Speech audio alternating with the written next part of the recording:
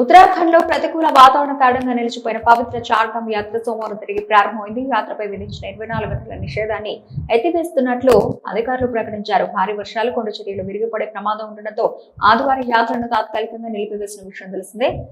Garhwal divisional commissioner Vinay Shankar Pandey ఈ విషయాన్ని మీడియాతో తెలిపారు. చార్ధామ్ యాత్రపై విధించిన 24 గంటల నిషేధాన్ని ఎత్తివేశామని ఆయన తెలిపారు.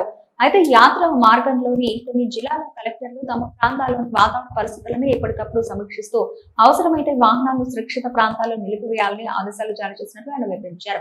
కుండపోత వర్షం సృష్టించిన బీభత్సం ఆదివారం కురిసిన కుండపోత వర్షం కారణంగా బార్కోట సమీపంలో మేఘ విస్ఫోటనం సంభవించింది. దీంతో జాతీయ రహదారిపై భారీగా కొండ చర్యలు విరిగిపడ్డాయి. ఈ దుర్ఘటనలో 2 కార్మికులు మృతి చెందగా మరో 7 కళ్లెత్తారు. మృతులను నేపాల్ కు చెందిన కేబుల్ బెస్ట్, యూపీలోని లాల్ గా గుర్తించారు. యమునోత్రి జాతీయ రహదారిపై పాలిఘాట్ నుంచి 4 కిలోమీటర్ల దూరంలోని సిలై ల్యాండ్ వద్ద ఈ ప్రమాదం జరిగింది.